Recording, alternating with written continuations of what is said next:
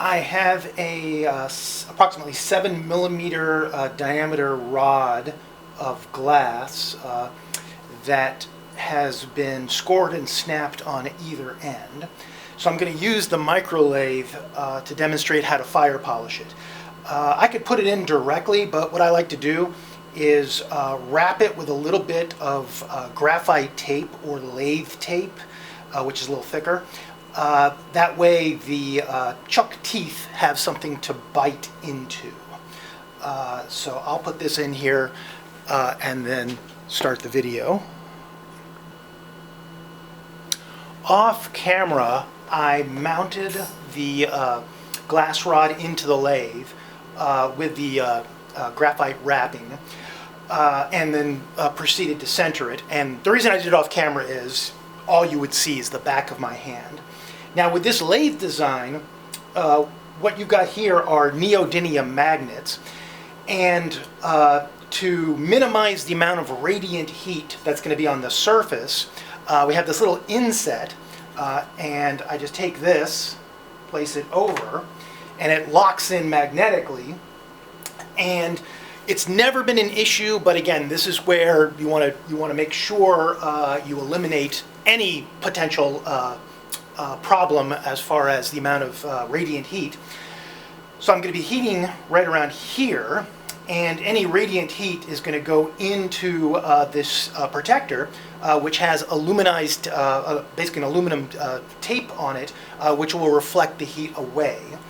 Worst case scenario, if this did really overheat, it would melt, but it would still do its job of protecting the lathe.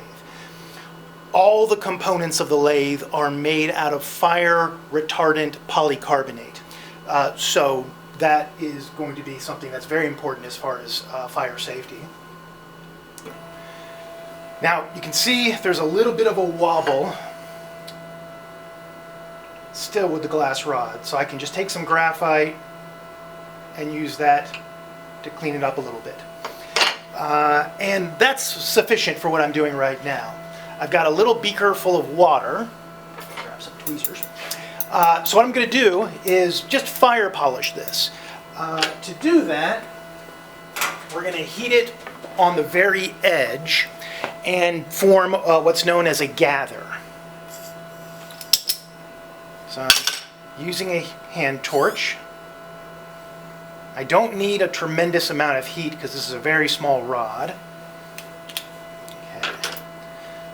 So I'm going to come in here and I'm just heating the very edge of the glass rod, and it's melting in, forming a gather.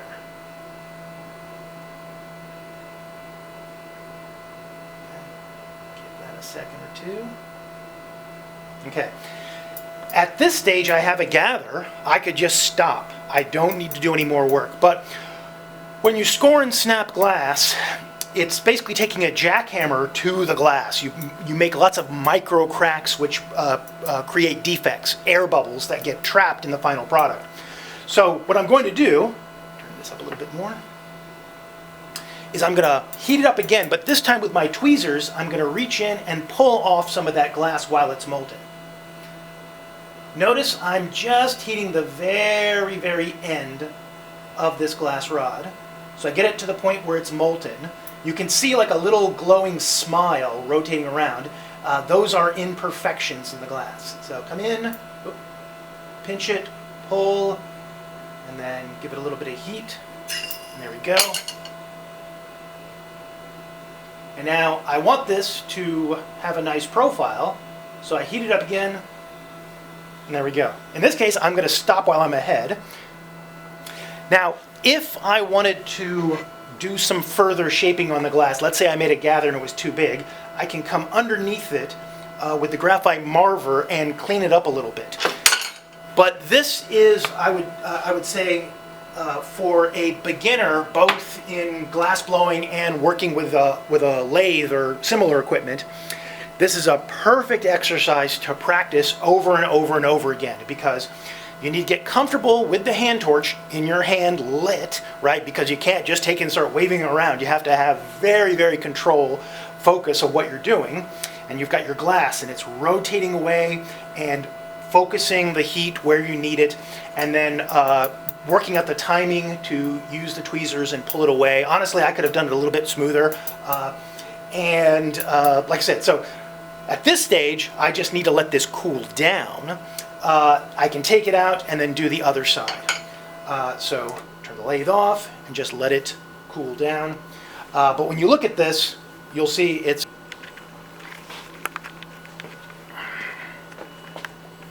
get it back in focus. There we go. Obviously, you can do this by hand. The lathe simply makes everything easier and typically much faster. I come in, heating just the very, very edge, about a millimeter, just a little bit more as the heat soaks in, gathers. I can pinch it, pull, then heat, then draw away the glass. Again, it just takes a second. And I can gather it up. All right. Now what I'm going to do, I'm going to increase the intensity of the flame, which is, for this glass rod, is overkill, and heat up more of the glass rod to form a proper gather, which is basically just a sphere.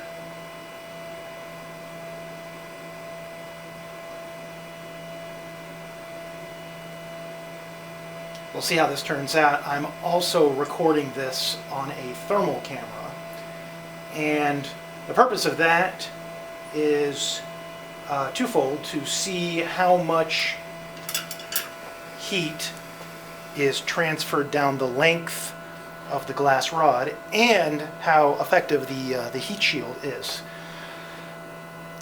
So with just a few seconds, I've got a nice little sphere, or a gather, of glass on the end of the rod. And just let it cool down. And even though it's no longer glowing, it's still incredibly hot. So this is about 7mm rod, for a gather this size, which is now closer to 9mm, you'll want to wait at least 5 to 10 minutes to let it cool down to ambient temperature. And at this point, I can actually stop rotating, because the glass has cooled enough that it's not going to sag.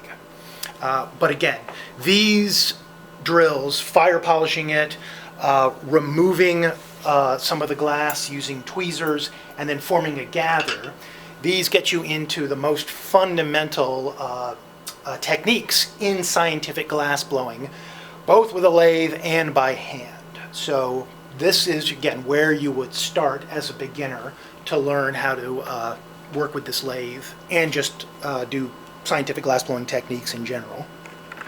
And